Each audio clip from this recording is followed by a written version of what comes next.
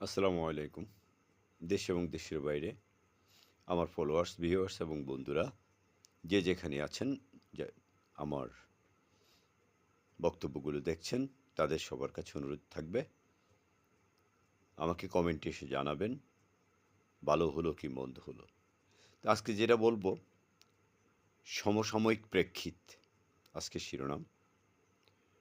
সেটা হচ্ছে দেশ এখন কিভাবে চলছে? কি ডেমোক্রেসিয়াল সিস্টেমে নাকি মবক্রেসিয়াল সিস্টেমে?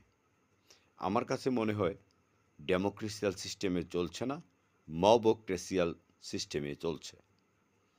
তা না হলে গত ১৬ই July NCP March for Gopalganj বা মার্চ টু গোপালগঞ্জের যেই প্রোগ্রাম দিয়েছে জুলাই প্রোক্লেমেশনের জন্য, জুলাই ঘোষণাপত্র জারির জন্য প্রত্যেকটা বিভাগ এবং প্রত্যেকটা জেলাওয়ারি তাদের কর্মসূচি পালন করার জন্য যাচ্ছিল। তো তার আগে গোপালগঞ্জে যাওয়ার আগে যেটা করা দরকার ছিল, প্রশাসনের সম্পূর্ণ অনুমতি না নিয়ে সেখানে গিয়ে হুট করে যে বিশৃঙ্খলা সৃষ্টি হলো, দেশের মানুষের দৃষ্টি এখন গোপালগঞ্জের দিকে। যাই হোক, গোপালগঞ্জে শেখ মুজিবুর রহমানের বাড়ি, গোপালগঞ্জে শেখ হাসিনার জন্মস্থান টুঙ্গিপাড়ায়। তো হচ্ছে, যাই হোক, যেটা বলবো সেটা হচ্ছে যে ডেমোক্রেসির কথা যদি বলি, ১৯৯০ ৮৬-র পরে ৯০ সাল পর্যন্ত স্বৈরাচারী এরশাদ সরকারের বিরুদ্ধে বাংলাদেশ আওয়ামী লীগ এবং বাংলাদেশ জাতীয়তাবাদী দল বিএনপি যে তুখোড় আন্দোলন গড়ে তুলেছিল, খায়রুল কবির খোকন, আমানুল্লাহ আমান থেকে শুরু করে আম আওরঙ্গজেব, হেমায়েতুল্লাহ আওরঙ্গ, আরও অনেক অনেক নেতা, আমি বক্তব্য দীর্ঘায়িত করব না। তারপরে আপনার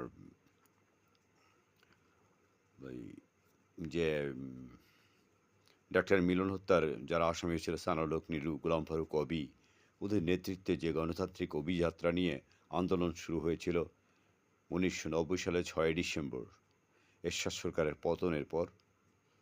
১৯৯১ সালের ২৭শে ফেব্রুয়ারি বাংলাদেশ জাতীয়তাবাদী দল ক্ষমতায় আসলেন। আচ্ছা, যাই হোক, এটাও সম্পূর্ণ গণতান্ত্রিক পর্যায়ে।